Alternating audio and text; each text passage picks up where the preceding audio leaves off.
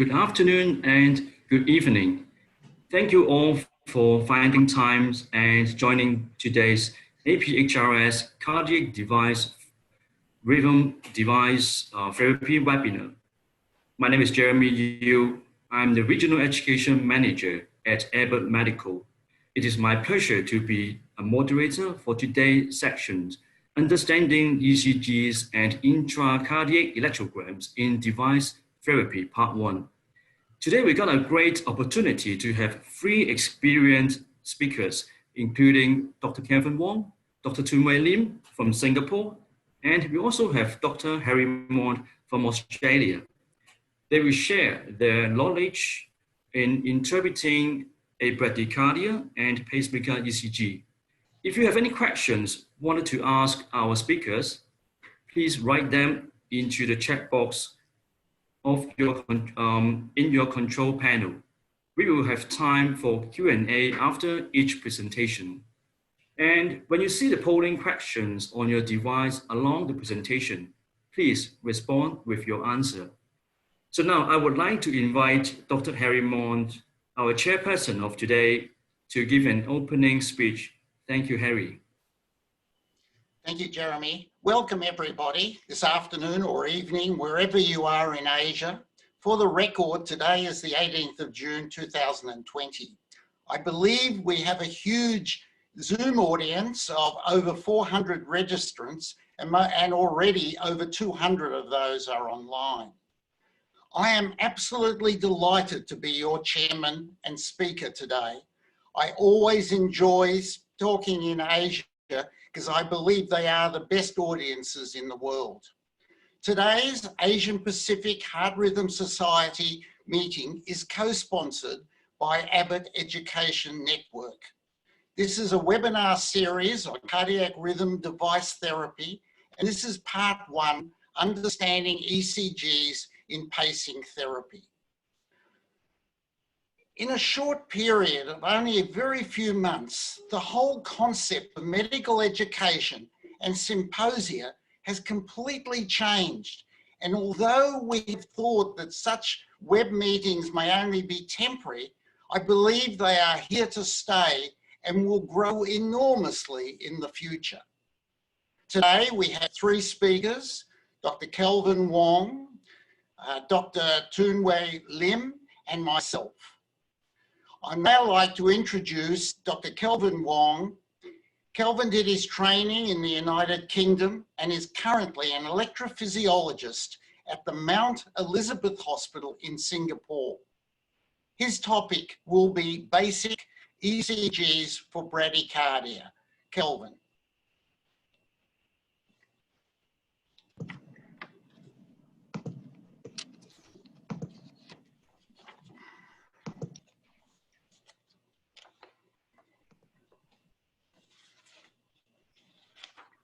Thank you, Harry. Welcome, everybody. So I'm going to kick off the first talk, talking about basic ECG for bradycardia. Before I start, I'd like to pay a short tribute to Professor Hein Wellens, who on his passing last week. He's certainly a great pioneer of cardiology and electrophysiology, and I've been blessed by his teaching.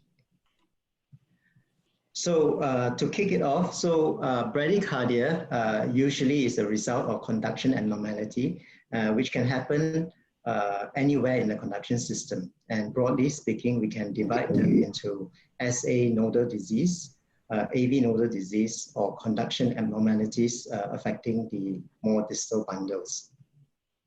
And this is my approach to making a diagnosis for bradycardia. The diagnosis is usually made on ECG or some form of ECG recording. And after making the diagnosis, then you make a decision assessment as whether this arrhythmia is reversible, the underlying cause for the bradycardia. And if you don't find anything, then we also try and look for red flags such as symptoms of recurrent syncope, certain ECG features or the underlying conditions which may suggest an paroxysmal bradycardia. And there are several causes. In general, the extrinsic causes are the ones that are reversible, such as due to medications or due to metabolic or electrolyte imbalances. And of course, there is the vagal innervation of the heart. The intrinsic causes are many. Most of the time, it is due to idiopathic degeneration, but there's a long list of causes, including iatrogenic, ischemic heart disease, infective. But I would like to just draw your attention to two rarer causes, such as infiltrative disease and the neuromuscular disease, which may affect which may have more specific management strategies. So just to go through the basic concept of heart block. So as I mentioned before, the conduction disease can happen in any part of the electrical system. And in general, if you look at the top right-hand corner, there's a pacemaker hierarchy, where the SA node is usually the driver. However, when you have conduction block, the conduction system distal to the block then takes over as a subsidiary or escape pacemaker.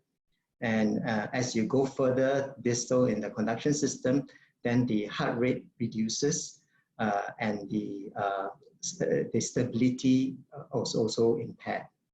And if you have a narrow QRS escape, that suggests that the escape pacemaker is originating from the AV node or his bundle, and a broad complex will suggest that the escape pacemaker is from the ventricles or the distal Purkinje system.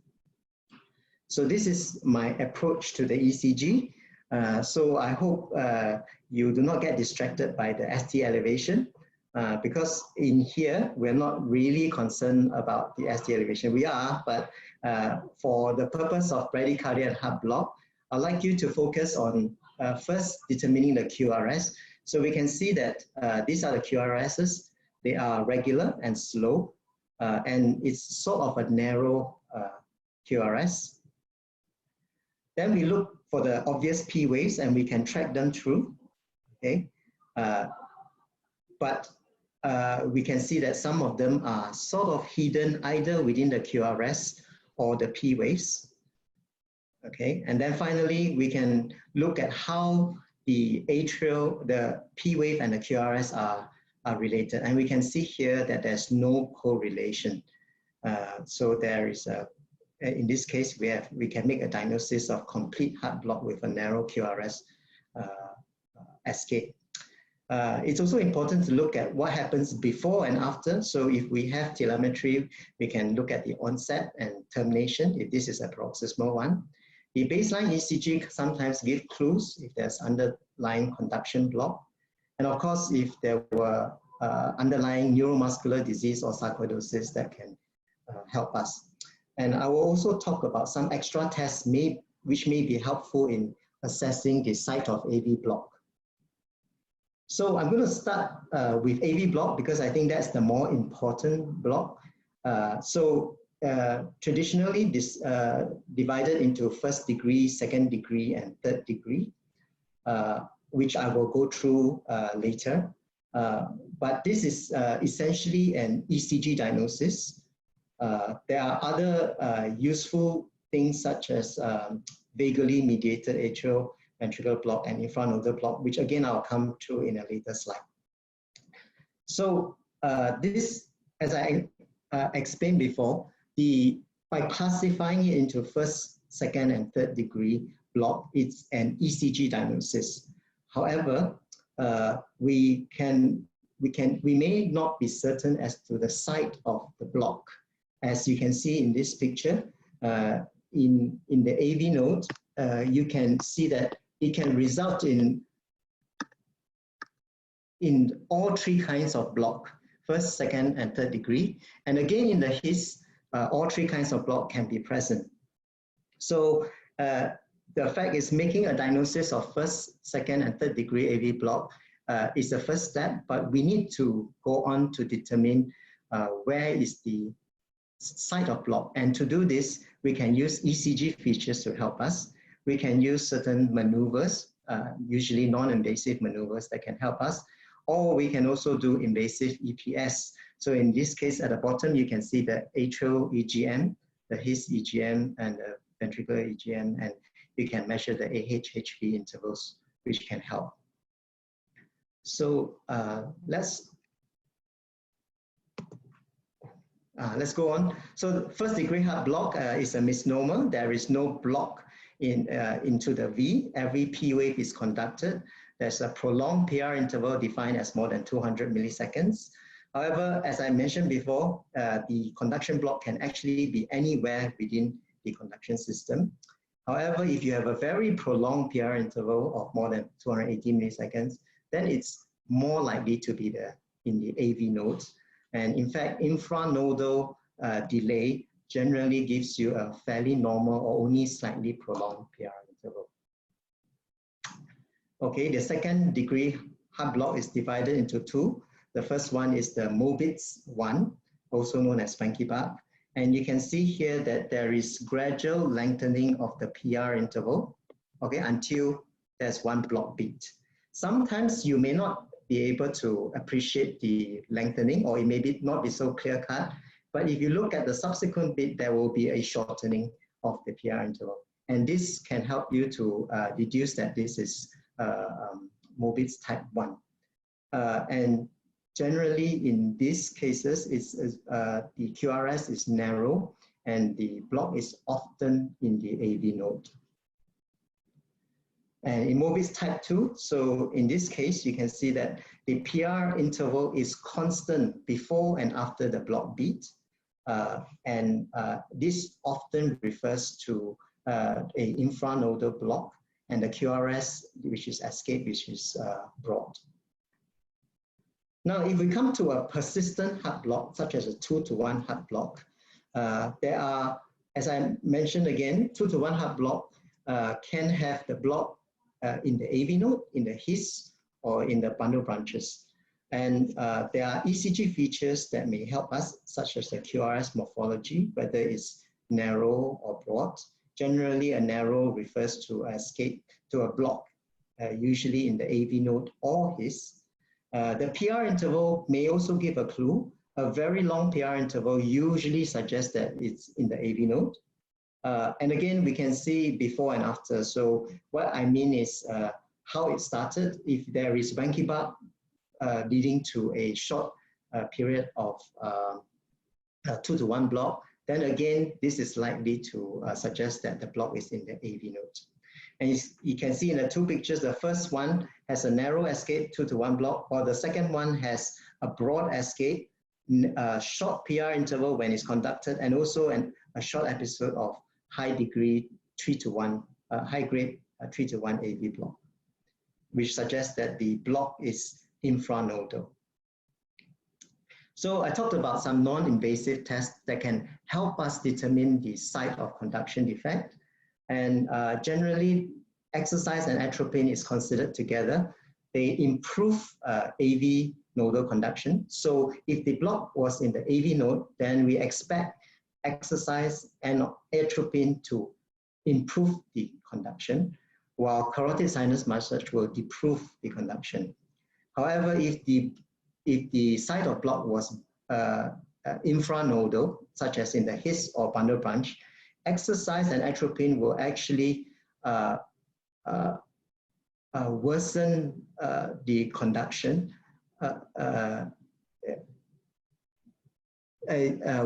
improve the conduction,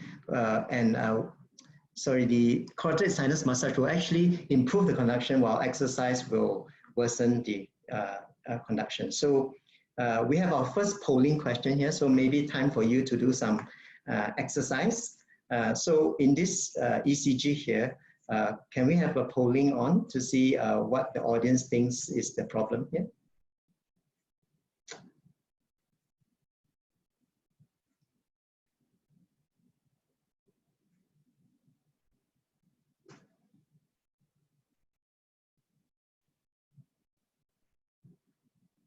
Okay. Should we have the results? Okay, so 43% majority said sinus bradycardia. Some says the other one was 2-to-1 heart block. Okay, let's see what it is. So it's a bit unfair, I know. The tracing is not of the best quality, and you are not given much time. You're not given before and after. But can I draw your attention? Sorry. Okay, so actually the P wave is not very visible except in lead V1. So I would say that it's important to look at all 12 leads, and when you see obvious P wave, I think look in between in the T wave to see if there's some hidden P waves. So in this case, you can see that there's a 2-to-1 heart block, and because the PR interval is fixed, so it's a fixed 2-to-1 heart block, long PR interval, and the QRS is slightly lengthened in an incomplete right bundle bunch block pattern. So this is a 2-to-1 AV block. And if you look at the EPS for this, you can see during the conducted beat, the AH interval is prolonged, but the HV interval is actually normal. And if you look at the block beat, there's the atrial signal with no hiss, suggesting that this together suggests that the block is in the AV node, so resulting in this 2-to-1 heart block. Okay, this is another example. I won't poll you this time, but again, this is a 2-to-1 heart block, and with carotid sinus massage, it improves. You can see that the ventricular rate increases. So where is the conduction block? So it's actually infrahaze. So how do we work it out? You can see that with carotid sinus massage, it improves. So it has to be infranodal. It's not in the node. And you can see that the QRS complex is slightly broad, right bundle type pattern. And so it's below the His. So that's how we work out where the site of block is. Final example. Again, this is a 2-to-1 heart block with a narrow QRS. And with exercise, what we see is that from a 2-to-1 heart block, the PP interval shortens, so the atrial rate increases, but the block increases to a 3-to-1 heart block. So in this case, how do we work out where the site of block is? With exercise, it improves, so it worsens, so it's infranodal, and because it's a narrow QRS escape, so it has to be in the His where the block happens. Okay, and so if you look at the EGM again this time, you can see that there is a fractionated split His signal during the block beat. Okay, this is a quick summary of what can help you determine the site of a 2-to-1 AV block. So the QRS width can help. A narrow QRS is likely to be AV nodal or His, and a broad QRS likely infranodal. The PR interval is very, very long, again suggesting AV nodal. If it's very short, then probably infranodal. Okay, with atropine and exercise, if they improve the conduction, then it's nodal. And in carotid sinus massage, if they improve the conduction, it's infranodal. The next degree of block is third-degree heart block or complete heart block. And in this case, we see AV dissociation with more atrial activity than ventricular activity. A and V should both be fairly regular. There is a ventricular phasic phenomenon, which I will explain in my next slide. Again, QRS can be narrow or broad depending on the site of escape. So you can see that in the top figure here, again, is an example of infarct pattern. You can see that the escape is a nodal escape with a narrow QRS escape. Okay, while the bottom figure shows a broad QRS escape, which is slightly ventricular. So the ventricular phasic phenomenon is such that there's minor change in the PP cycle length, such that the one that contains QRS in between them has a shorter cycle length than the one that is does not have a QRS between them. So this is this example is commonly mistaken for possible kind of conduction block. But you can see here that the PP interval is actually longer than the RR interval. So you cannot make that judgment, even though there is AV, there appears to be AV dissociation, is actually isorhythmic dissociation. And the problem is actually with the slower atrial rate rather than making a judgment on AV conduction here. So this is a summary flow chart of how we treat AV block. As I mentioned before, you always consider any reversible causes. After that, you may want to consider underlying causes such as neuromuscular disease or infiltrative disease.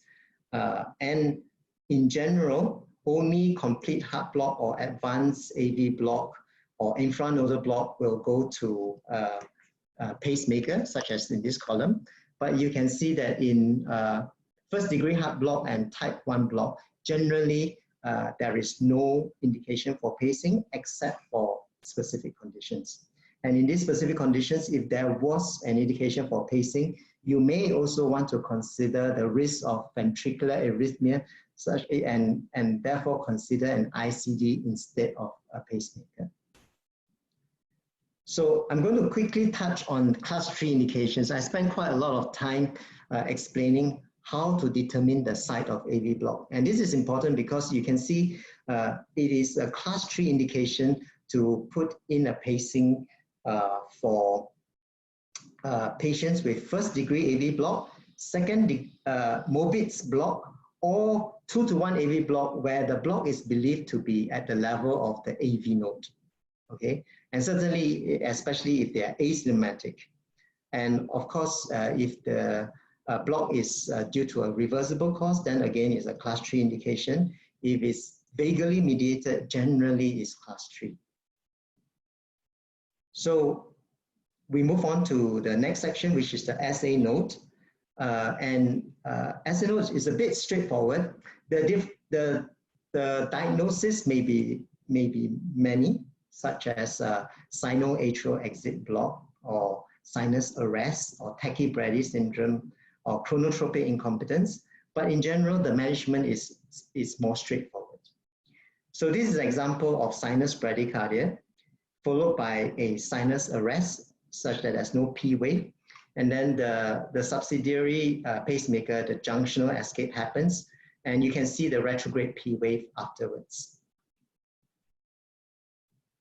Okay, in sinoatrial block, here it's like the conduction block that happens in the AV node, except that this time the interface is between the sinus node and the atrium. And so the features are also similar. So if there is type 1 sinoatrial block, there is group beating. Instead of the QRS, you have group beating of the P. You can see that there's a cluster of P waves before a P wave is missing. And this happens in a fixed pattern. And this may make you suspect that there is a second degree type 1 SA exit block. If there's a 2-to-1 SA exit block, you can see then clearly there is a drop P wave, and the PP interval change from, it will become a fixed interval. So you can see that the P is going on, and then there's a drop of a P, resulting in a 2 times the PP interval. And this will be quite abrupt. And then in this case will be an example of a tachybrady syndrome, whereby on termination of the tachycardia, there is sinus arrest until an junctional escape beat. So again, in sinus node dysfunction, the first step would be to rule out reversible causes.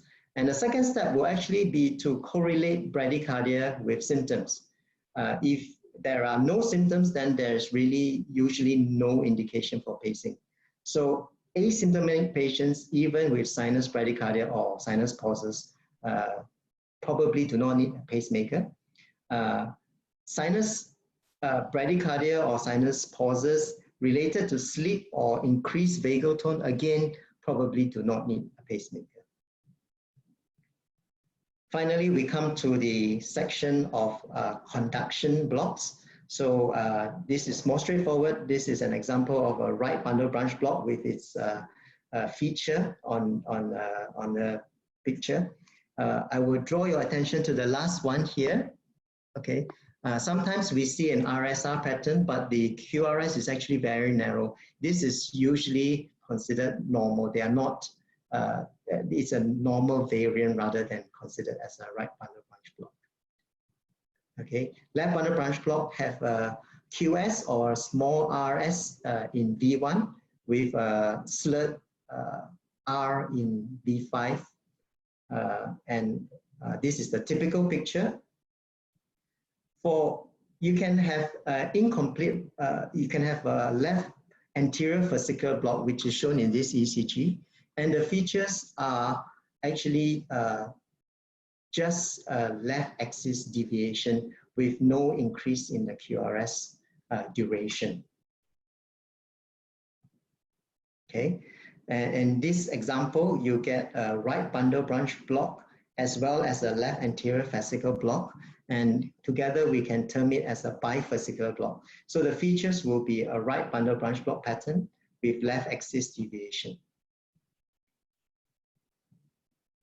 Okay, an example here we are showing is a left bundle branch block and then subsequently changing to a right bundle branch block. So this is what is commonly termed the alternating bundle branch block.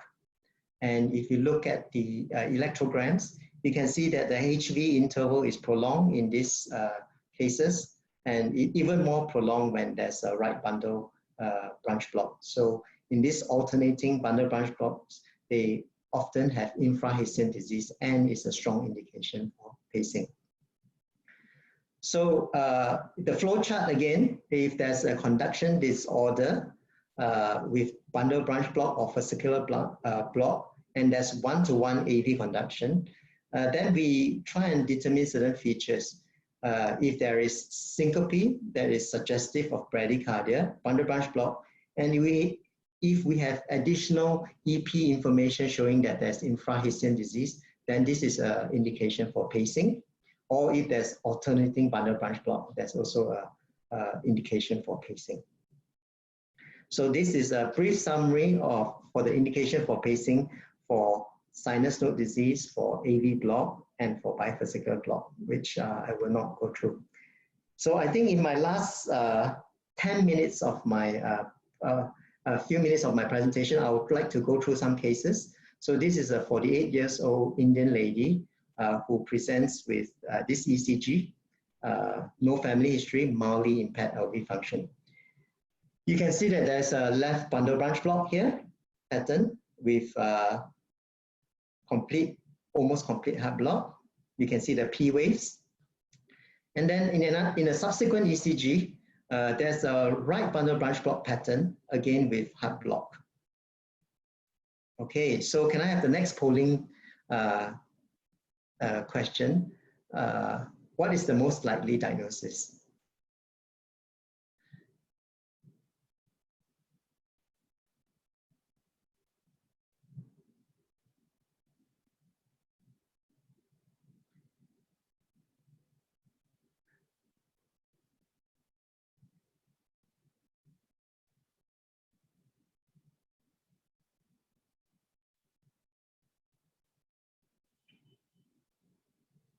Okay, can we have the results?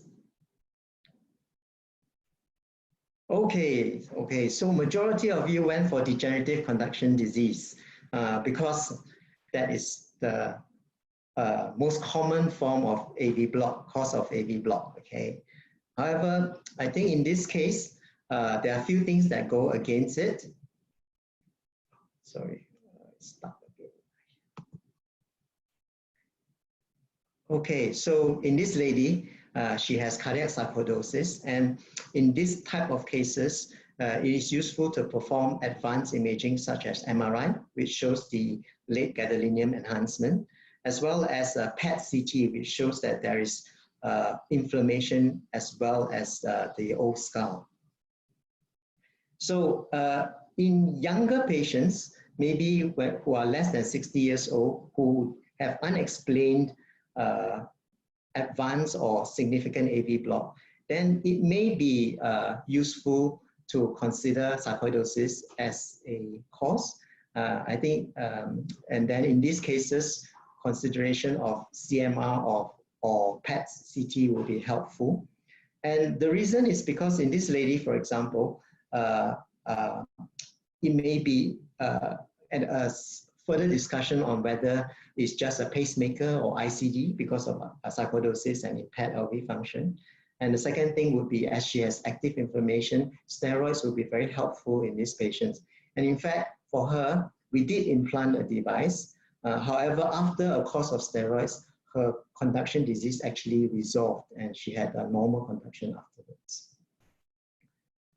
Okay, this is the next question, a polling question. A 78 years old admitted with paroxysmal atrial fibrillation and heart failure.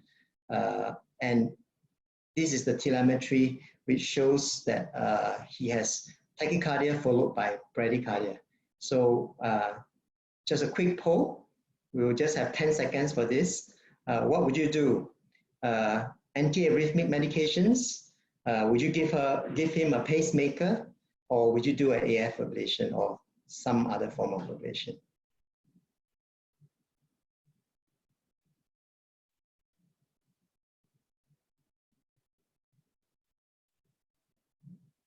Okay, can we have the result? Okay, so most of you chose a pacemaker, which is very reasonable in a 78-year-old. But because you were not aware of some of the things that I saw, so it's unfair. But if you look carefully, within the T wave, there's actually there is something within the T waves. And when you bring to the EP lab, there's actually an ectopic. So, so one learning point is in a significant bradycardia, we look carefully for an, in this case, there is a blocked atrial ectopic that reset the sinus node, resulting in significant bradycardia. And this is happening on a constant basis, and there's occasions when the P wave and the T wave is more apparent than others. So in this case, actually, when we mapped it, it did come from the right superior pulmonary vein focus, and by ablating, actually by completing the PVI, he has no bradycardia and no AF. Okay, my last, I may only have a couple of minutes left, so last two questions. This is a 25-year-old male referred because his ejection fraction is poor, he's tired. In terms of the bradycardia, what do you think is the most likely diagnosis? Is it junctional escape, left bundle branch block? Is it idioventricular rhythm or pre-excitation?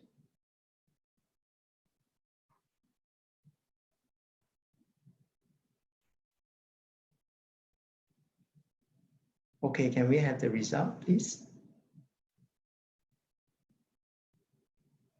Great, so most of you got it right. It's pre-excitation. So you could see that that's actually a very small P wave before each QRS, and he's got a para-hisian pathway. And the treatment for this actually is, he was referred for a CRT, but we ablated the para-hisian pathway, and his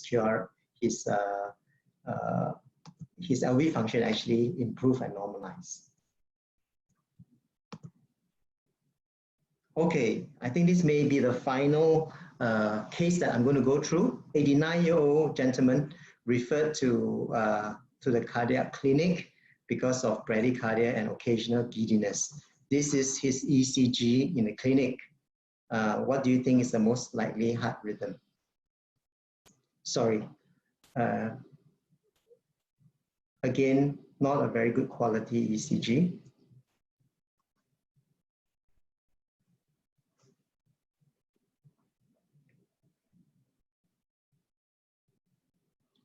Okay, can I have the results, please? Okay, complete heart block. Okay, wow. Actually, the truth was it was missed. and he was sent home with a Holter, and I'll show you the result of the Holter. Okay, so this was the result of his Holter, and here it was quite clear that there is a degree of 2:1 heart block, and actually when he was vomiting and giddy, it was because he was having polymorphic VT. Okay, so in this case, you can see that the red arrows refers to the QRS, and you have the blue arrows referring to the obvious P wave. But as usual, look in between the P waves, look at the T, around the T waves, and actually you can maybe just convince yourself that there is a P wave. So the moral of the story is do not accept poor quality ECG, and really look very carefully between two P waves to see if there's actually one hidden in the QRS. Okay, I think my time is up. I would like to just conclude that AV block can be determined by the ECG, but you need to go beyond making a diagnosis of first, second, or third degree AV block and go on to determine the site of block, because that will help you make a better decision in terms of future management. Sinus node conduction abnormalities, I hope I've gone through the ECG features, and hopefully the case studies will helpful in exposing you to some cases of bradycardia. And with that, I thank you. Thank you very much, Dr. Wong, for your presentation.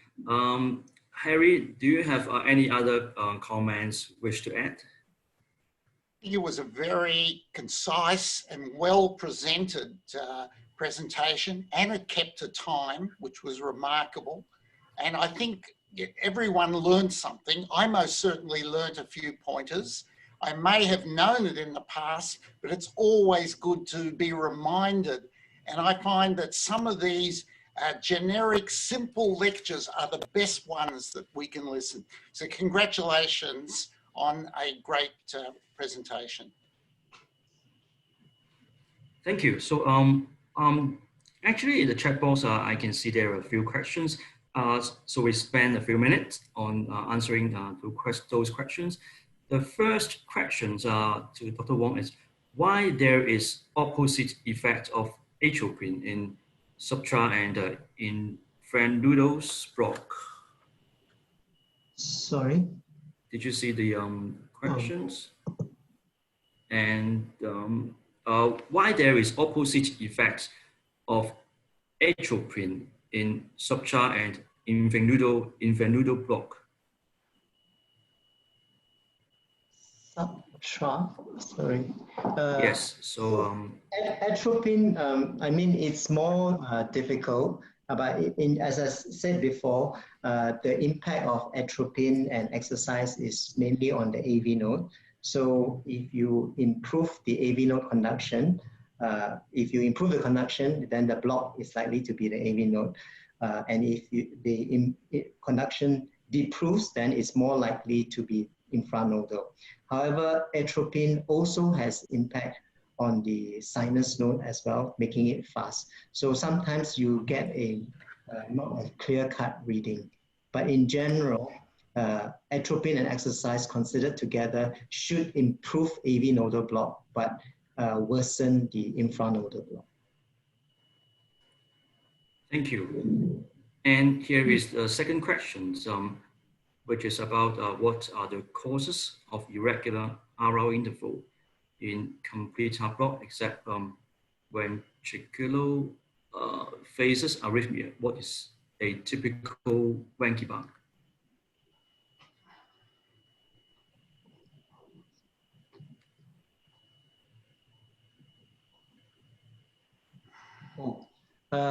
In general, if you do have complete heart block, the escape should be expected to be fairly regular. Ventricular phasic response or phenomenon is really only seen in the P waves, whereby the PP interval may vary slightly. All right, thank you. Wow, there's lots of questions, and here is another one. How to differentiate between old inferior wall MI and versus LAHB? Okay, I think sometimes maybe not possible, but I guess inferior wall MI usually results in Q waves in the inferior leads and maybe T wave changes, while left anterior hemiblock will generally show a RS, a small R, deep S pattern in lead 3 and AVF with a left axis deviation. Thank you. So I think we can go through 2 more questions. And the question is, what is mechanism of worsening of rate after CSM in AV block? Okay, so in general, what happens is if you have carotid sinus massage, it will cause a AV delay. And if the block was infranodal, so you are actually delaying the atrial impulse from reaching the infranodal block. And as a result, this delay may actually improve the conduction. Because you have caused a delay in the AV node, so you are effectively increasing the PP interval so that it may have a better chance to conduct through the disease infranodal conduction system. Right, so one last question due to the time. Any reason for longer PR for right bundle branch block beat and shorter PR in left bundle branch block beat in alternating bundle branch block? I'm not aware in that case. I guess in these kind of cases, the conduction system is very diseased anyway. I have a feeling in that case, it's not just a right bundle, it would be a right bundle branch block with a left anterior fascicular block. If you look carefully at the ECG, which results in an even longer HV interval. All right, thank you. Sorry about that for the time, so we have to move on to next lecture. Next section, I'm happy to have Dr. Harry Mond. He's an associate professor at both Melbourne and Monash Universities in Victoria, Australia. Dr. Mond has been performing pacemaker implantation since 1970. So now I would like to pass the time to Harry. Thank you, Jeremy. Can you see my slides? Hello? Can you please try to share your screen again? Yes, not yet. Can you click the share screen button in the...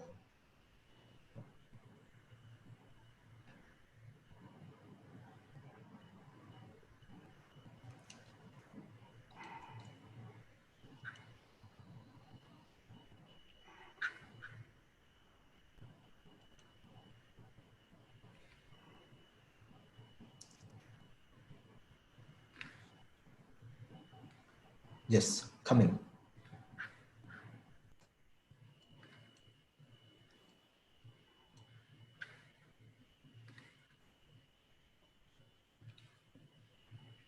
Yes, thank you. We can see your screen.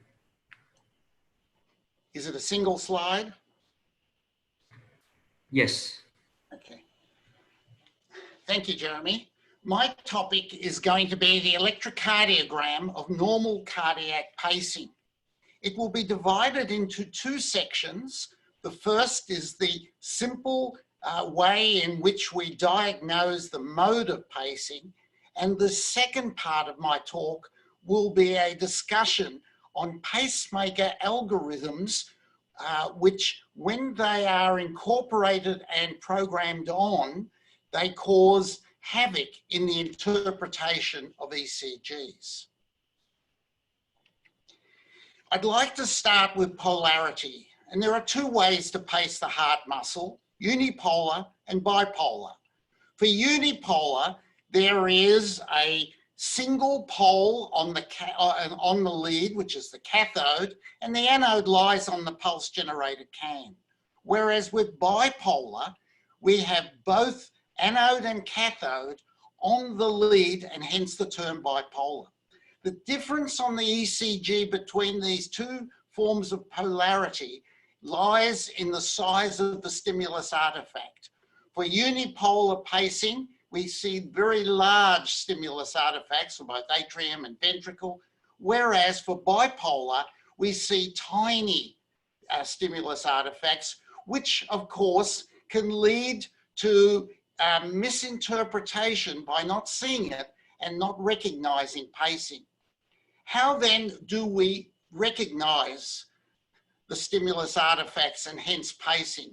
You look on the leads V2 to V4 generally, because these leads lie over the heart, over the apex, and you can therefore see it's closest to where the lead is pacing. Excuse me, Harry, sorry for interrupt. So we're still on the first slide of your presentation. Can you please try to share your slides again? It's moving normally for me. Is that a moved? No, it's still on at the first slide of your presentation. This is Patrick. I think you click the pause sharing button. Try to see that there is a resume sharing. Then your slide will go in. Or can try to stop sharing and share your screen again. I've stopped sharing. Yep. And sharing again. And I'll have to come out again.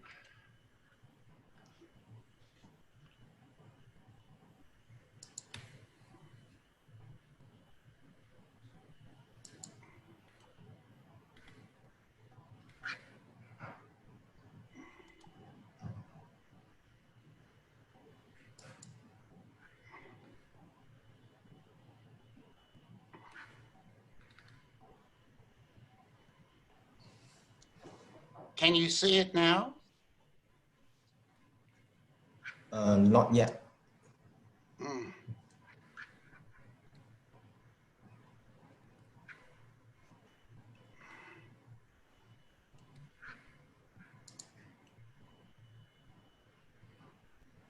Maybe it's this one.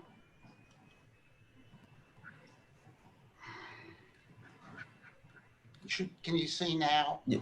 It's coming. Coming. Yes. Coming. Can you try to move to another slide to see? Is it now? Now it's two screens. Now it's two screens. Yep. Okay. Yep. Can you change it again to one screen? Oh.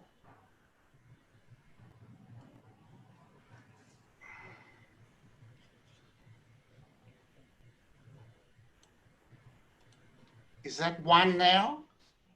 Yes. Yes. One. Yeah. One. Thank you. Okay. Yeah. I'll just repeat very quickly. I started off with polarity and two ways to pace the heart, unipolar and bipolar. And the difference lies in the size of the stimulus artifacts, which in unipolar are large and in bipolar are very small. How then do we find the stimulus artifacts with bipolar pacing? And it's best to use leads 2, V2 and V4. And these generally show these small but discrete stimulus artifacts. We now look at the modes of cardiac pacing, and we have a 3-letter identification code and a 4th letter, R, to identify rate adaptive function. The first letter is the chamber paced, the second letter is the chamber sensed, and the third letter is the chamber response. For instance, if we take an example of ventricular pacing, VVI, the first letter is V for ventricle, and is the chamber paced. Sensed is the second letter, and the third one is inhibited. For DDD pacing, we have dual pacing in the atrium, in the first letter in paced, atrium and ventricle. The second letter is also sensed in atrium and ventricle, and the third letter indicates inhibition in both the atrium and ventricle. But what it also denotes is that there is triggering of the atrium causing the ventricle to then fire off after an appropriate AV delay. So the D there not only looks for inhibition of the atrium or the ventricle, but also for triggering of the ventricle. Ventricular pacing can be divided into three forms. Note that I'm using unipolar pacing to highlight the stimulus artifacts. For VOO pacing, we can see that the stimulus artifact progresses continually through the tracing and taking no notice of the underlying native or intrinsic rhythm. VVI, which is by far the most common form, you can see now that the intrinsic beat is sensed, and there is a cycle, a repetition rate where there is a compensatory pause before it goes on to the next ventricular pace beat. With VVT pacing, the stimulus artifact now lies within the QRS as all the energy is placed into the QRS because of this system was used when we were unsure of sensing and inappropriate sensing of artifact could turn off the pacemaker. Note, however, that there are two other beats here where the stimulus artifact actually lies at the very beginning and the QRS complexes look like an amalgam of the triggered beat as well as the paced beat. These are called fusion beats. Have a look at this tracing and you'll see how we describe fusion. Firstly, we have two beats here which are ventricular paced. We now have two beats here where there is intrinsic rhythm, sinus rhythm, first degree AV block and a bundle branch block. And between them, we have two beats that I call progeny, that look like their parents. The first one looks like the ventricular paced beat, and the second one looks more like the intrinsic beat. Note that their P waves are emerging from this as the pacing rate gets a little, as the sinus rate gets a little faster.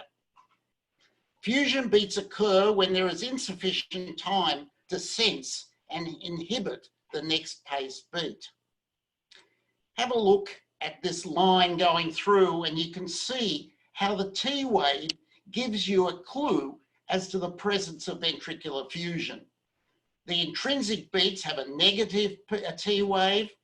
The VVI paced beats have got a very tall one, and ventricular fusion beats have an amalgam of those two. What about atrial pacing? Again, there are three types: AOO, AAI, and AAT. Let us have a look at atrial pacing and how we determine this rhythm. Firstly, we must identify an atrial stimulus artifact. Secondly, we need to see a P wave.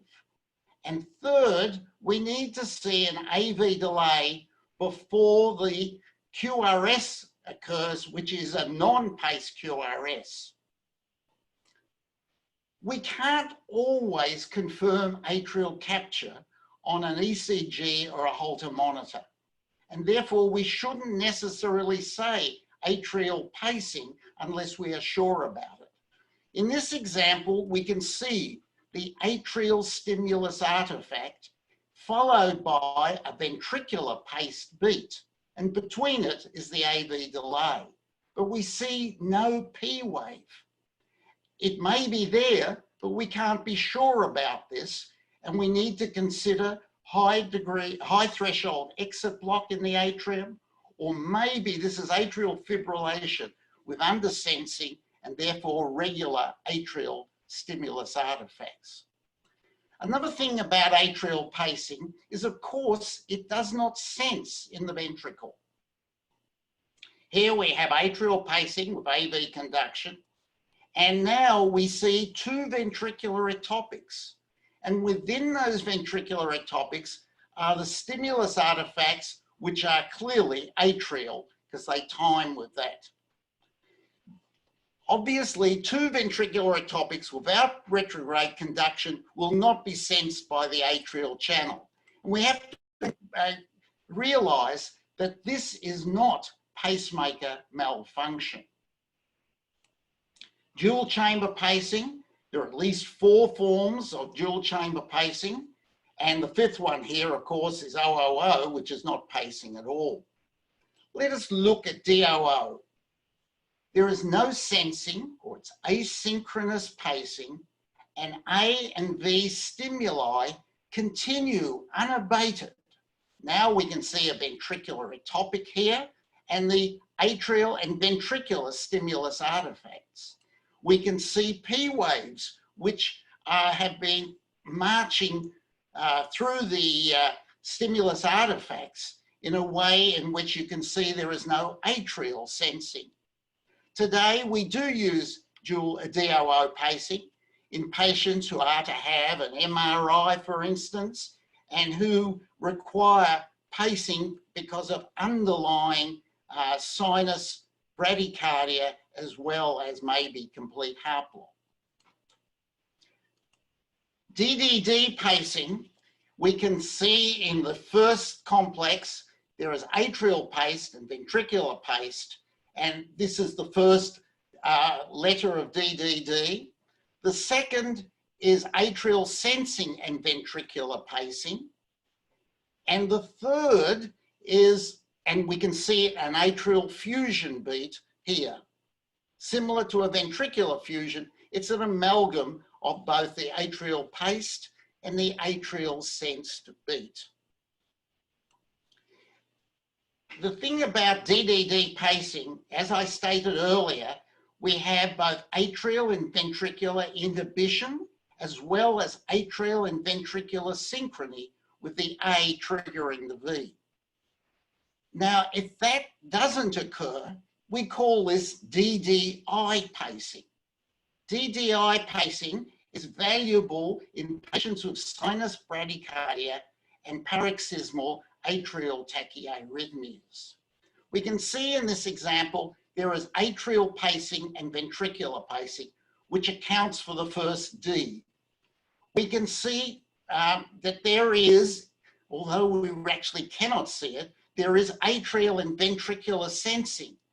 The P waves that you see are actually sensed, but the atrial sensing fails to provide AV synchrony, and the ventricular pace rate therefore remains at a fixed rate unless there is rate adaptive pacing. This type of rhythm disturbance could be looked at as being AAI and VVI, and when we put them together, when we have an atrial tachyarrhythmia, the ventricular pacemaker does not follow at a fast rate. VDD pacing is simply atrial sensing and no pacing, followed by ventricular pacing. In this latter ECG, you can see that there are 2 ventricular ectopics. The first is has an interval followed by a P wave, and therefore AV synchrony is retained. Following the second QRS ectopic, you can see that there is now no P wave, and therefore after a set cycle length, there is ventricular pacing. In other words, if we have sinus bradycardia with VDD pacing, we effectively have VVI pacing. The second part of my talk is how to recognize pacemaker algorithms on the electrocardiograph. The first I'll talk about is hysteresis.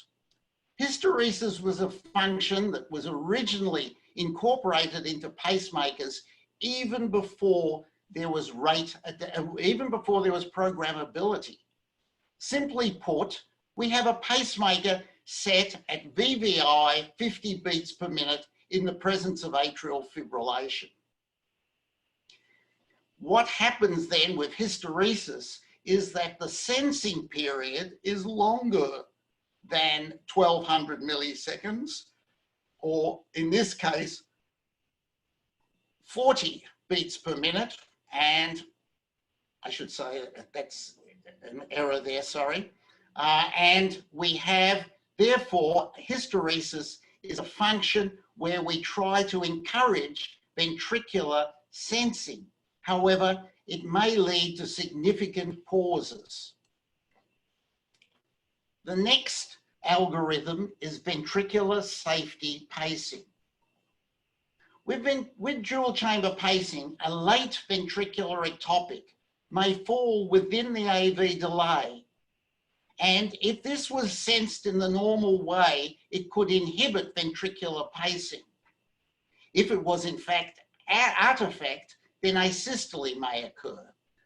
Most of the pacemaker companies now have incorporated safety pacing, whereby when the ectopic beat, as can be seen below, is within the AV delay is shortened to about 100 milliseconds. This is still normal function and should not be interpreted as malfunction. Pacemaker-mediated tachycardia. With dual chamber pacing, if a retrograde P wave is sensed, it may set up an incessant tachycardia, or what we call pacemaker-mediated tachycardia, which goes along very fast, close to the upper rate limit. Here is a demonstration of this with atrial sensing and ventricular pacing. There is a sensed junctional ectopic, which then sets up the incessant tachycardia. In times when we first started implanting dual chamber pacemakers, this was a problem which would occur continually and we could never get rid of it, and we actually had to do surgery to remove the pacemaker if there was no programmability. Today, pacemaker companies have algorithms to prevent, detect, and to correct pacemaker-mediated tachycardia. Here is a typical example. We can see an ECG with a tachycardia. Atrial sensing and ventricular pacing becomes faster, and this is because there is atrial failure to capture, which allows retrograde conduction in the next beat and sets up the tachycardia. Companies now have a number of ways of either preventing this or treating it, but in general, what they do is that the pacemaker has to determine that this tachycardia is truly due to a retrograde P wave and not due to a supraventricular tachyarrhythmia. Then it allows it to pace for a set period, and then it extends the PVARP, and therefore the retrograde P wave is now refractory and it aborts the tachycardia.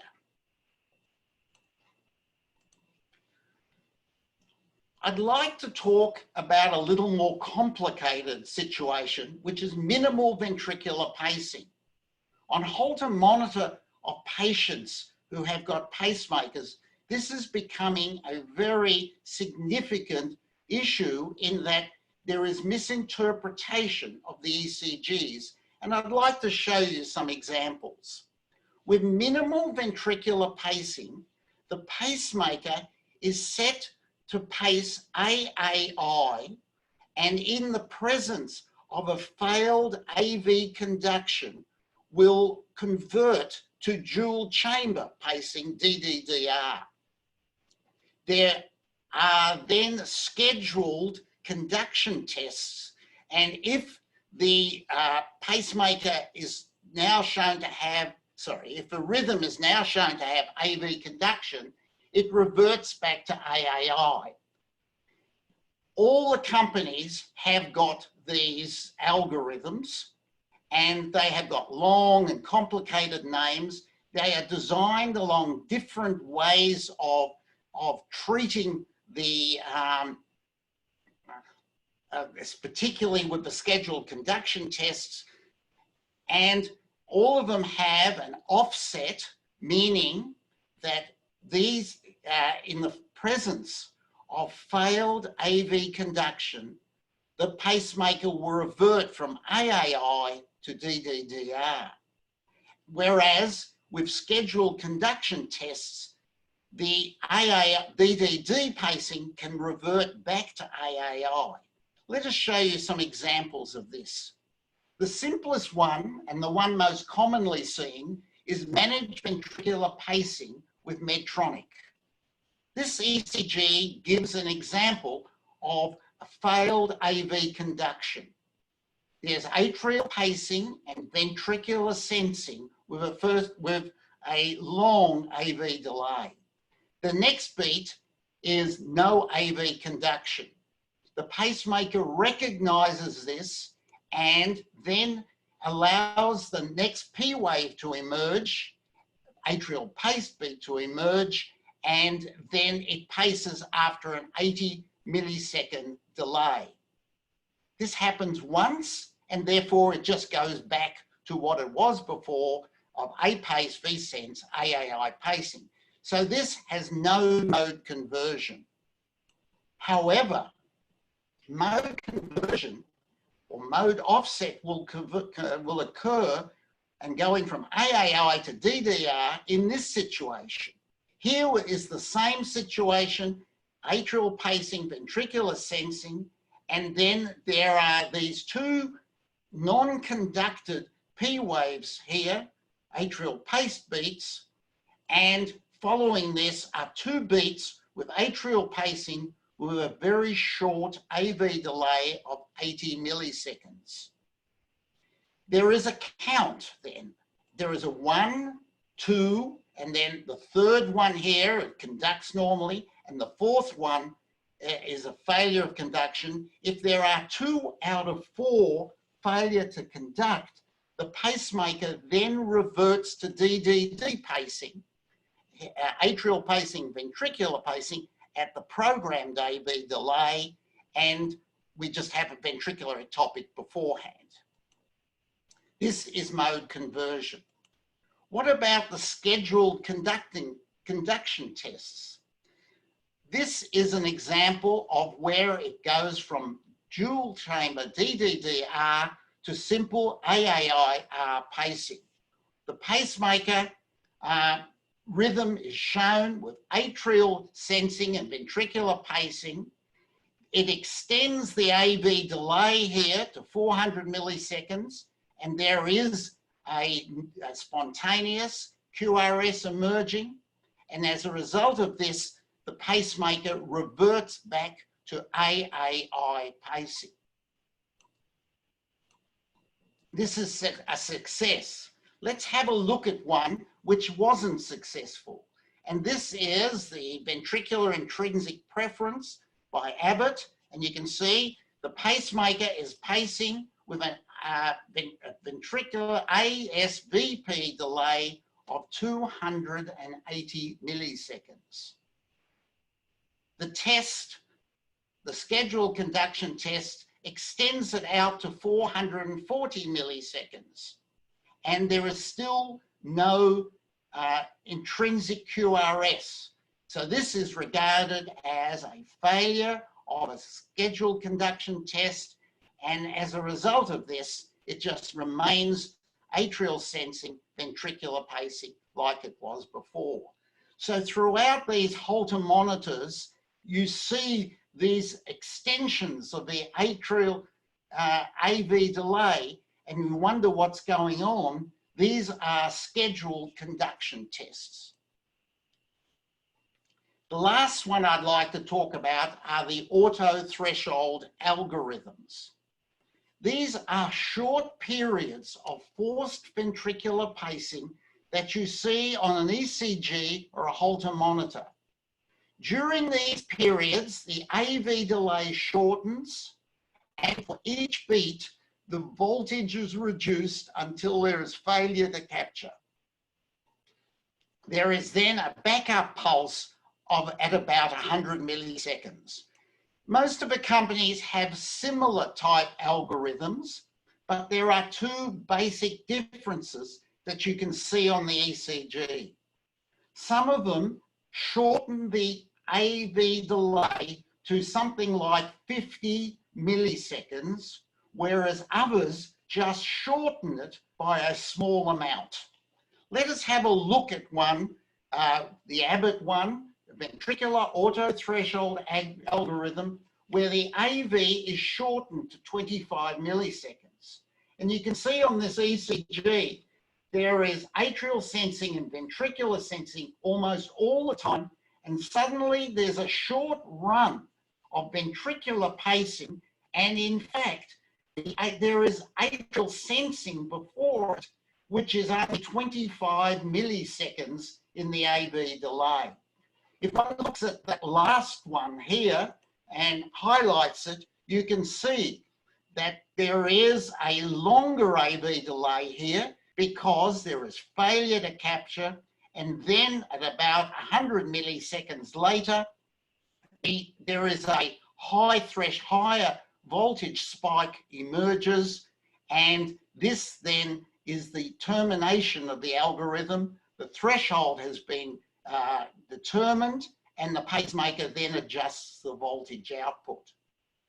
Just to finish off with a Medtronic one, it only shortens by 30 milliseconds. So we have a situation where we have atrial pacing and ventricular sensing of 220 milliseconds.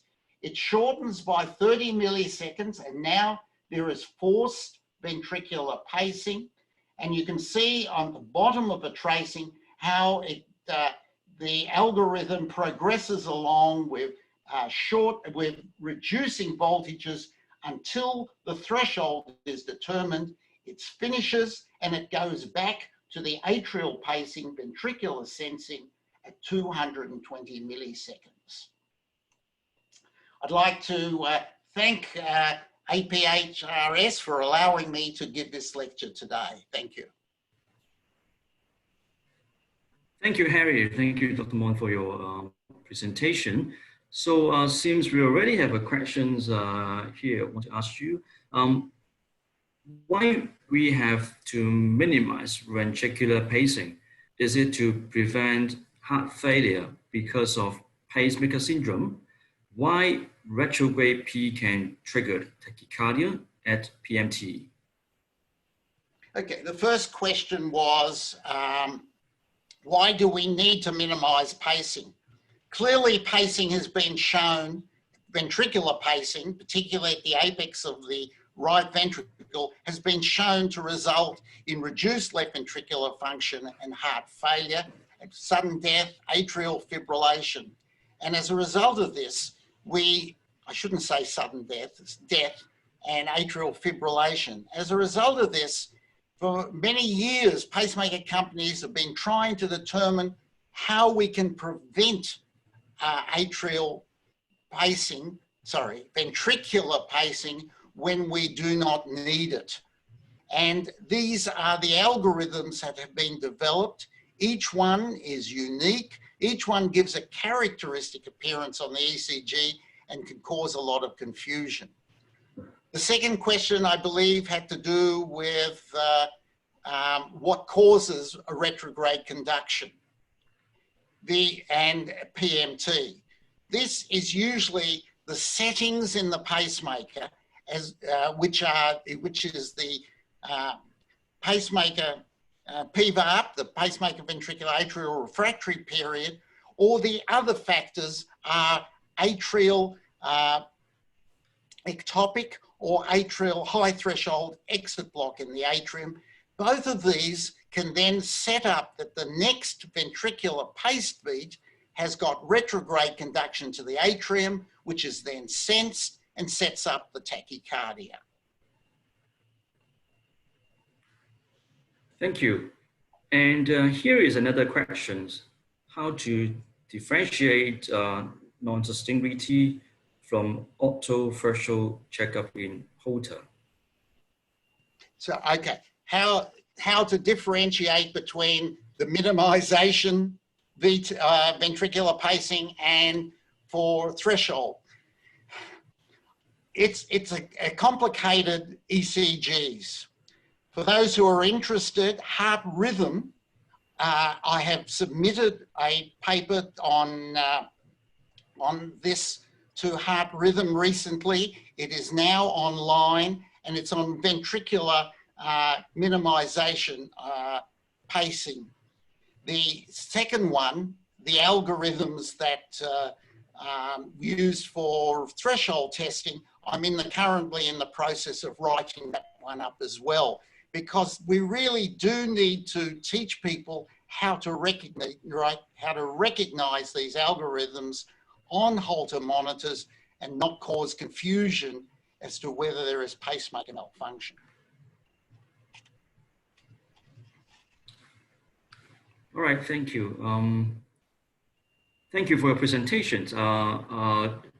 Let's move on to the third lecture of today. So, Harry, I leave it to you to introduce Dr. Lim. Our third speaker today is Dr. Toon Wei Lim, also from Singapore. He's an electrophysiologist at the National University Heart Centre.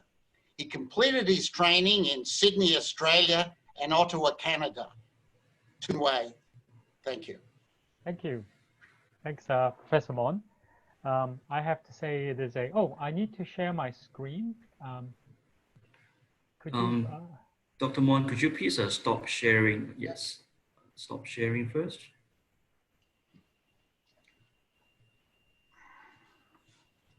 Or Patrick can help.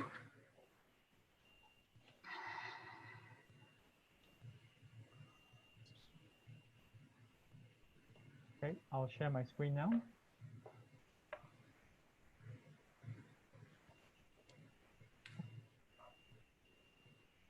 Yes, can see your screen. Thank you. Start the slideshow. Thank you very much.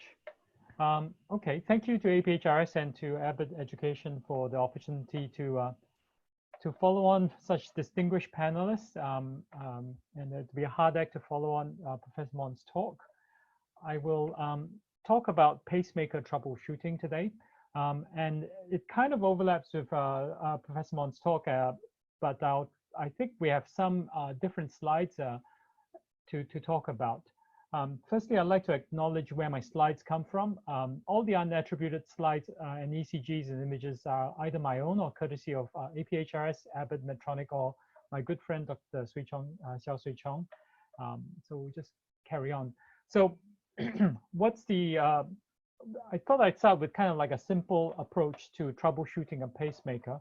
And in my mind, the way I do this is, first of all, you need to think about what you need to do for the patient.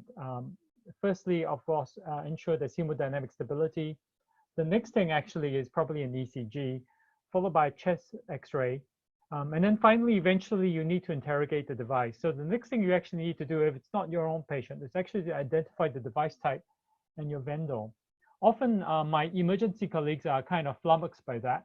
And I shared this very, very nice paper with them. This was published quite a few years ago. And it's a paper in Heart Rhythm that basically shows the basic shapes and sizes of devices that were used.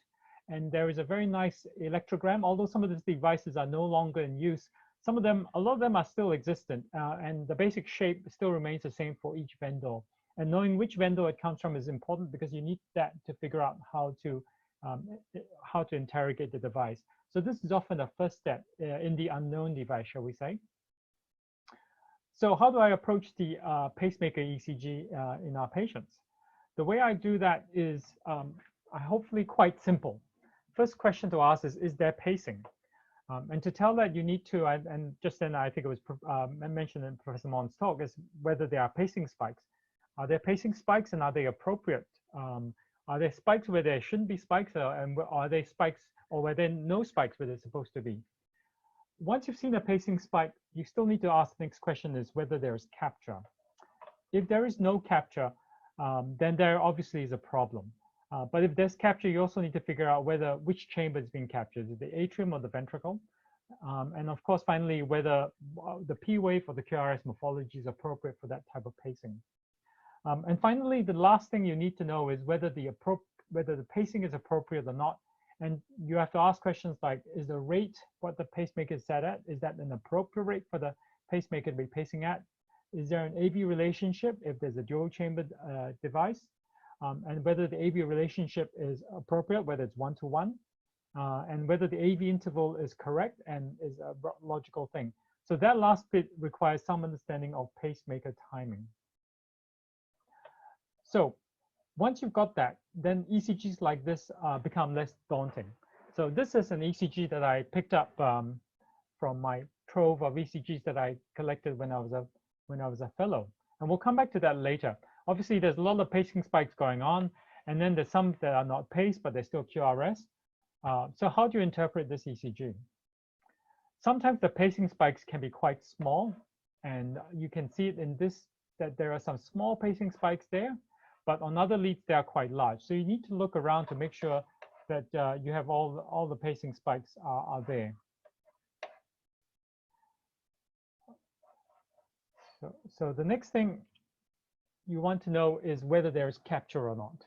So capture is defined as when there is electrical stimulus from a generator box and it captures or causes a depolarization and contraction of the myocardium. So to see that, you need two things to happen. You need to see a pacing spike, and you also need to see that pacing spike followed closely by a P wave or QRS. And of course, you need to know where that lead is to know whether that's appropriate or not. So here are some simple examples of pacing and capture. Clearly, there are pacing spikes and there are QRSs. So the way you interpret that is, first of all, you look for where the pacing spikes are and whether there's a QRS that follows that. And clearly, this is fine. Next beat, there's another pacing spike and there's a QRS. And noting that all these QRSs look the same. And finally, you have a pacing spike, which is not followed by QRS. And so obviously that is a problem. So these beats have capture and that beat has no capture. So this is a very basic concept that we need to understand. And so you would sometimes see long stretches of pacing spikes followed with no QRSs, and that clearly is an issue with the pacemaker. And in this case, you will see that there's a ventricular escape rhythm that follows after that. Sometimes you will still see QRSs, but in this case, you need to understand what is going on. So down here, you will see clearly there's a P waves happening here, followed by a pacing spike, but nothing happens after the pacing spike. Instead, you have a long delay before you see a QRS. So this is clearly a problem with the pacing, with the loss of capture, because the QRS occurs a long time after the pacing spike. So this is what you will see. This is what you'll expect to see when you have a loss of capture. So the next slide is again another ECG of a pacemaker, and you know it's a DDD pacemaker because at the end of this slide, at the part of this slide, you'll see that there are actually two pacing spikes, and the fact that they are so close together will tell you that this is probably an atrial pacing spike, and this is a ventricular pacing spike. What's interesting is as you come along this ECG, you'll see that at the beginning, there are intrinsic P waves followed by a pacing spike followed by a broad QRS. So this happens consistently, which would tell you that there's atrial sensing followed by atrial synchronous ventricular pacing. However, what happens here? Presumably the pacing rate, the sinus rate has dropped down below the lower rate limit of the pacemaker, and an atrial pacing spike has come in. However, the thing to note is that although there is a pacing spike, it's a completely flat baseline here. Granted that it is sometimes very hard to see P waves from a pace electrogram, it is useful to notice this as well, because this would be very strongly suggestive that you have loss of atrial capture and that there's something wrong with the lead. Fortunately, in this case, the patient's ventricular lead is still capturing consistently, and it's unlikely that this patient is in danger as a result of that. However, this is certainly something that you need to fix. So what are the common causes of failure to capture? So in terms of early failures, there will be things like lead dislodgements, as you can see in this X-ray down here. Clearly, the atrial lead and the ventricular atrial lead has really retracted and is no longer in its implanted position. The ventricular lead probably is still in position, but that probably needs to be checked as well. And then in this, and the other thing are things like when the pacemaker lead has perforated the ventricle, or whether there's a loose set screw because the pacemaker screw wasn't screwed in properly. And rarely also things like where there's too much air in the pocket, especially if it's a unipolar pacing system. In terms of late failure, there are things like scarring at the electromyocardium interface, and of course, lead fracture and lead insulation failures. And the X-ray up here will show you where there's a lead is completely broken off from the where it's connected to the lead to the pacemaker, as well as things like battery failure. And of course, there's also metabolic and drug effects. And there's a list of drugs that commonly increase pacing thresholds and cause loss of capture. So next thing we'll talk about is sensing. And the reason sensing is important for correct functioning of the pacemaker is that it helps you determine if there's intrinsic rhythm and is necessary for demand pacing, which is how most pacemakers, in fact, nearly all pacemakers are set up these days. And to make sense of sensing, you actually need some understanding of timing as well. The reason for that is you need to know whether the pacemaker has sensed something correctly and reacted appropriately to that, or whether it's failed to sense an event and inappropriately responded to that. So there's two concepts in failure of sensing. One is undersensing, and this is where the pacemaker misses a P wave or an R wave that should be sensed. And as a result, there will be pacing despite intrinsic activity, and this pacing will be inappropriate. The other concept is oversensing, and that's when the pacemaker mistakes extrinsic electrical activity for intrinsic cardiac events. And in that case, the pacemaker will pace even though it should not be pacing. So here's an example of undersensing. And what you'll see as we follow along the slide here is that there are pacing spikes with the QRS, pacing spike with the QRS. So far, so good. What happens here, though, is that there is a P wave followed by a QRS, but straight after that, a pacing spike goes in. This would suggest to you that this pacing spike is clearly inappropriate. In fact, this is quite risky, the fact that it's coming on the T wave. There's another intrinsic QRS followed by another pacing spike. And again, you'll see that the interval from the QRS to the pacing spike is much shorter than the V pace interval, suggesting that this is not an appropriate pacing spike because the device has failed to sense this QRS. Later on, then, beyond that, then you see again, there's a pacing spike with the QRS, a pacing spike that comes very shortly after a QRS, and then it repeats the pattern again.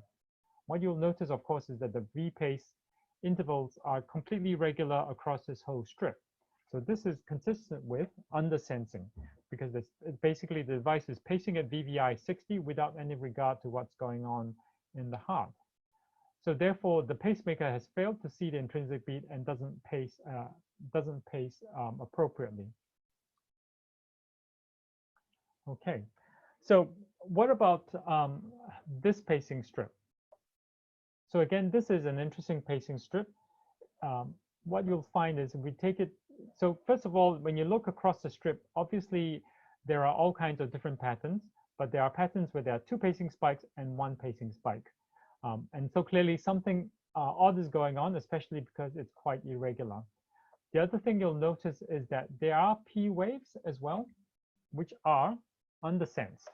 So this P wave is not sensed at all and is followed immediately by the first of the paired pacing spikes, which usually this first pacing spike, if it's a paired pacing spike, then the first pacing spike is usually the atrial lead.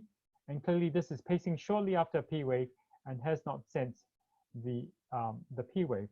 Shortly after the A pace, then the V pace follows that, and there is successful capture of the ventricle. So that's fine. So what happens here? There is no first spike before the ventricular pacing spike. So therefore, the device must have sensed this intrinsic P wave here, followed by a pacing spike after the appropriate AV delay. After that, there's another P wave, which is not sensed and not paced because there is no pacing spike after that, as you see like here. So therefore, and then this pattern then repeats itself. And now there's a pacing spike, which actually appears to capture the atrium, followed by a ventricular pacing spike. So what this shows is that this is intermittent undersensing of the P wave. And when you have undersensing like that, it leads to excessive pacing and inappropriate pacing at times. So what are the possible causes of undersensing? Usually this is things like where the cardiac signal is too small, either due to some issue with the lead or some issue with the myocardium where the lead is implanted. It could be related to lead failure, either an insulation break or fracture, or the sensitivity setting has been set too high. In other words, the threshold for sensing has been set too low. Those are some of the common issues with the threshold for the sensing is set too high, and so the device is not actually sensing the intrinsic cardiac activity. So what about oversensing? When you have oversensing, what happens then is you will tend to lose pacing. So in this electrogram example, you will see that at first there is some pacing going on, and that seems to be appropriate with an appropriate pacing interval.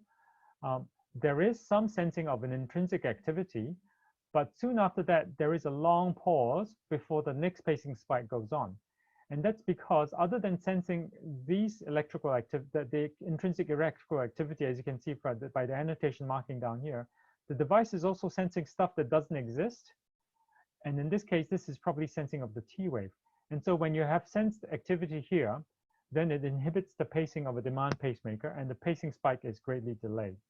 And so this is what we call oversensing. And you can tell that by looking at the intrinsic channel marker, and where they're sensing in spite of no activity. So what are the common causes of oversensing?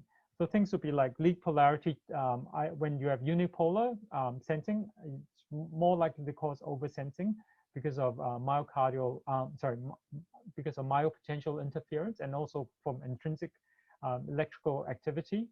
Causing EMI, electromagnetic interference, or there could be problems with lead integrity, or otherwise your sensitivity setting is set at too low a threshold. So we come back to the first couple of ECGs that I've shown, and hopefully I can use my fairly simplistic approach to try and explain to you what's going on with these ones. So clearly at the beginning of this pace of the pitting on the strip, you can see that there are tiny V pace spikes, okay? And this V pace spikes are followed by QRS that looks exactly like these QRSs here on the other end of the screen, where there's a pacing spike. So clearly this is normal atrial activity followed by an appropriate ventricular pacing. So this is normal A-sense V pace. However, what you'll notice though is that there are a series of missing gaps here, where although you see an intrinsic P wave, you don't see a QRS following that, and in particular, you don't see a QRS in spite of the fact that there are pacing spikes here that you can see on these leads.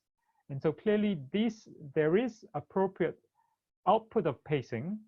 However, there is no capture of the ventricle.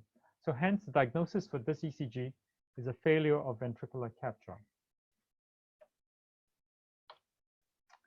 What about this one? So this one, I have to admit, I only have the ECG and I don't no longer have the interrogation, but let's work through this together.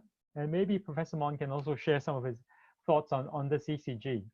So again, just like the last one, you will see that there is a P wave that's not preceded by a pacing spike. So this is intrinsic atrial activity. The morphology looks a little bit odd. It's not clearly positive in the inferior leads, but it is still clearly intrinsic atrial activity because it precedes the pacing spike. Then there's a pacing spike followed by a QRS, okay? But then something funny happens here where there is no pacing and another complex happens, followed then by resumption of ascens V-pace activity after that again. What you'll find is that, so the question is, why is there no pacing here? Because there is an early intrinsic P wave and a QRS, and sensing is appropriate because there is a delay from here to the next pacing spike. So what's unusual about that is that if you look at the AV delay here, or the PR interval rather, it is actually fairly long and clearly longer than the PR interval from the pacing. So therefore, why isn't there any ventricular pacing despite the long PR? As I said, I don't have interrogation, but I have couple of theories about what could be happening. This P wave looks a little bit different from the other P waves that have been tracked by the pacemaker. And it clearly comes at a short interval as what the other ones are doing. So this is an atrial ectopy. However, clearly this is sense because there's no pacing after that. So why isn't there a pacing spike after that? One possibility is that the atrial ectopy had come in during the PVAP. The argument against that is that the PVAP is tremendously long if that's the case.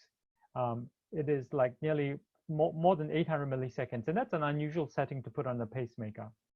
So the question, so what makes me wonder is whether in fact there is undersensing for some reason of this atrial ectopic beat, and hence the ventricle is not paced. The ventricle is not paced. However, the ventricle is sensed, and that would then delay your next atrial pacing interval. And before that atrial pacing interval times out, an intrinsic activity actually comes in, and then you get ascens V pace again. So that's what I think is going on. But ultimately, you'll need to still interrogate the device to figure out what's going on. So finally, in the last part of this, I'm going to go through some issues about timing. Professor Mon's already covered a lot of that, and I'll just cover a couple of things that were not covered, and also go into a bit more detail about PMT. So this is actually a Holter tracing of a 24-year-old patient of mine with complete heart block after a mitral valve replacement. And he had complained of palpitation and dyspnea on exercise. And so he was put on a Holter monitor, and this is what we saw on the Holter monitor. Clearly, he's an active 24-year-old, and you can see that his sinus rate is actually quite fast. However, what you'll notice is that not every P wave is actually followed by a QRS. And in fact, the other interesting thing that happens is that the PR interval progressively prolongs until there is no PRS. And so this is, as you probably all know, pacemaker Wenckebach. So why does this happen in a pacemaker? You think of Wenckebach as being caused by AV nodal delay, but basically what happens is that the ascens V pace interval gradually prolongs until, because the V pace comes in so late, that the next atrial activity or sinus beat falls into the PVAP and is then considered refractory, and no pacing follows on from that. And as such, you have this pattern that looks exactly like Wenckebach pattern. And the reason for that is this. When your atrial or the AA interval is above your upper tracking rate, which is the shortest interval between sequential V pace impulses, that's limited by your upper tracking rate. What happens is that when the next ascens event comes in, the next V pace event is pushed out beyond your sensed AV delay, and so there's a gap that opens up beyond that. And that's because the pacemaker is not able to pace at the same rate as your AA interval. And as such, this gap prolongs progressively until a sensed atrial event will fall within the PVAP, and that is refractory and no longer paced. However, when that happens, your upper tracking rate resets, and then the next event either can be an A-paced or an A-sense event, and then followed by a V-pace. And so that would be a recurrent thing that would happen with pacemaker Wenckebach. Usually it's not an A-pace. Usually it would be an A-sense event, but not always necessarily an A-pace event when the rate is fast enough. If, however, your A-sense events are even faster and actually shorter than what we call the TARP, or the total atrial refractory period, which is the sum of the sense AV interval with the post-ventricular atrial refractory period, called the TARP, then what happens is that every other atrial event will fall within your PVAP. And when that happens, you'll get 2-to-1 behavior instead. And so this is what happens as your rate gets faster. Unfortunately, I don't have an ECG of that. But here is a electrogram from interrogation showing exactly that. And what you see is that there's an A-sense event followed by an A-refractory event, an A-sense event followed by A-refractory event. So only the A-sense events are followed by ventricular pacing, and the A-refractory events are not. So this is 2-to-1. So this is 2-to-1 AV pacing behavior in the pacemaker. What about this ECG? So when you see an ECG like this, we've kind of been through this just in Professor Mon's slides. But the thing to take home is that there are P waves going on somewhere, and there is a pacing spike followed by QRS. So therefore, this is pacing at a very fast rate, and in this case, it's pacing about 115 beats per minute. Clearly, this is in DDD mode because there's atrial sensing and ventricular pacing. But the pacing is very fast rate despite of the base rate being 60 beats per minute. Usually, patients are can be quite symptomatic from that, and this is what we call pacemaker-mediated tachycardia. We kind of talked about it briefly, but this is what happens when usually it's triggered off by a ventricular ectopic or junctional ectopic. What happens with this is that the ventricular ectopic would conduct back over the AV node and is then sensed by the atrial lead, which then tells the ventricle to pace, and then that pacing then goes back up with the AV node again, and this kind of circuit then commences. And the way to think of it is that this is actually some kind of atrioventricular reentrant tachycardia, where the retrograde pathway is the native AV node, and the antegrade pathway is actually the pacemaker itself. And so as was mentioned by Professor Mon, this used to be a real problem, but these days there are algorithms that do this. And there's a few ways to do that.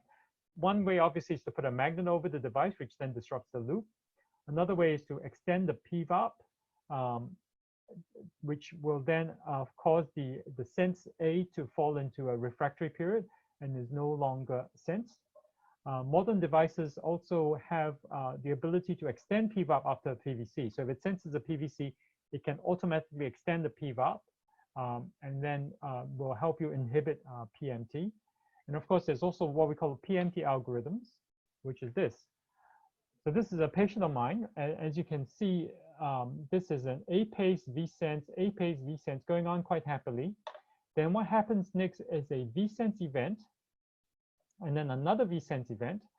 This first V-sense event causes this to be refractory, does cause conduction, which is refractory, but the second V-sense event causes an A-sense event because now it's conducted back, but with a greater delay over the AV node. And so this is now sensed. And once this is sensed, then this is a CRT, obviously. And then what you have is biventricular pacing following that. So A sense by V pace, A sense by V pace, and this carries on.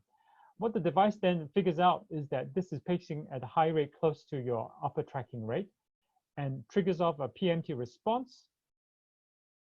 The A sense event is rendered refractory by temporarily extending the PVAP.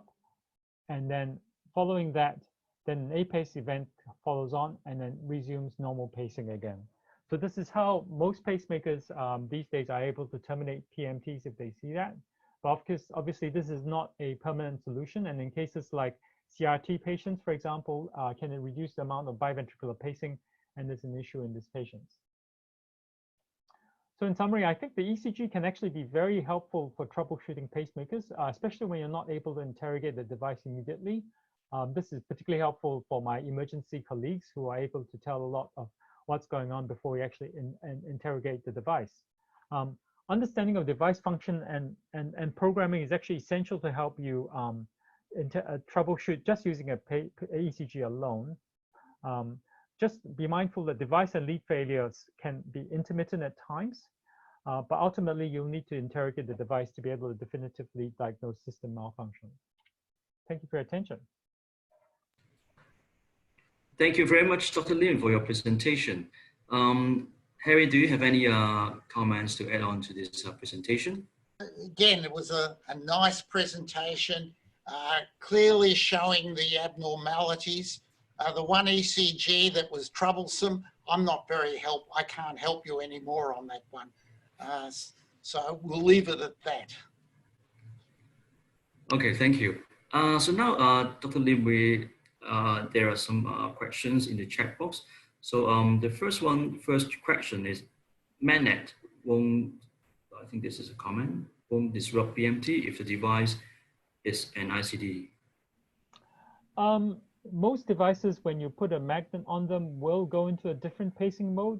They will either go into VOO or DOO mode. So in that sense, once it does that, it will terminate the do that and terminate the PMT, at least temporarily. And once you take the magnet off, then you'll take it off. Putting on the magnet obviously also will interrupt tachycardia therapy for ICD patients as well. But I believe in most devices, putting in the magnet will also change the pacing mode. There's another question here about why there was no bi-V pacing during CRT PMT during APHRS V sense. Oh, that's a very good question.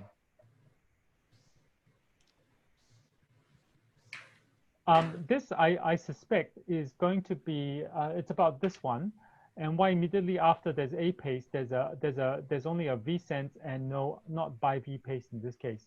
I believe this is because for some reason after this, as you'll notice, the PR interval is actually shorter here, and the PR interval has actually shortened in this patient. Perhaps this might be just intrinsically shortening, and this is now shorter than the sense AV delay in this case. Obviously, this is not ideal, and is not ideal for a patient who has a CRT device that you like to have pacing 100%. Okay. Thank you. So I think that there's lots of participants that leave a message whether they can get your slides and the recording. So for the recordings, because next week we will have another section, we will announce it after next Friday sections. So I'm happy to see that. Dr. Lim has answered most of the questions from our audience. And then, oh, there's one more question. Dr. Lim, does any magnet act to disrupt PMT? The magnet needs to be strong enough to be detected by the pacemaker. Usually most device companies will have their proprietary magnets. However, there are a lot of neodymium magnets lying around in many places these days. And that is possible to do that. And in fact, some high-end, there's been studies where high-end earphones with their neodymium magnets have inhibited pacing and inhibited ICD function as a result of that. So yes, so there's a lot of there's a lot of possibility for that. There's a question here about why P wave is not visible after the pacing spike, and that is often just because the P waves are quite small with the pacing spike, and you may not actually be able, it might be quite a isoelectric flat P wave, and so therefore you don't see it clearly. Okay, thanks a lot for your explanation. So I'm happy that I can see Professor Ching Chi Keung. Professor Ching is our module director for this ECG program. Professor Ching, would you like to say some things for today's program? Yes, hi. Hi. Hi, everybody. It's great to be on this program. I want to thank first all the speakers, Dr. Harry Mond, Kelvin, Toon Wei, for those excellent talks. I learned quite a few tips and tricks on interpreting ECGs, EGMs, as well as X-rays. I think we really have to learn to read these ECGs, during our course of work, so that we can pick up the abnormalities quickly.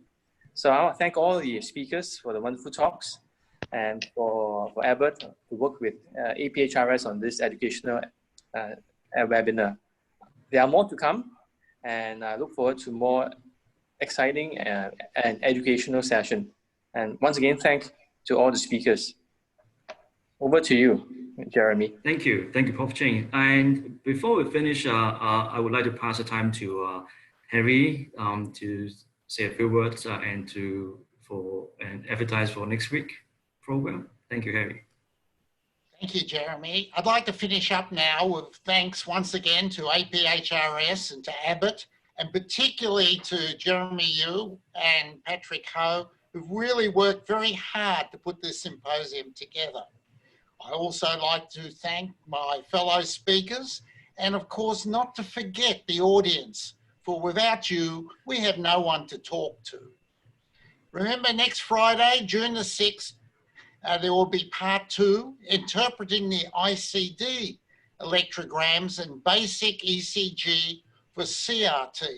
Our speakers are going to be Dr. Daniel Chong of the National Heart Centre, Singapore, and Dr. Vanita Arora of the Max Hospital in Delhi, India.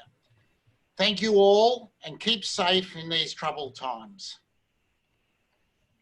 Thank you all our speakers and everyone for joining today. I hope I can see you tomorrow, and I wish you all stay safe and healthy. Thank you and goodbye.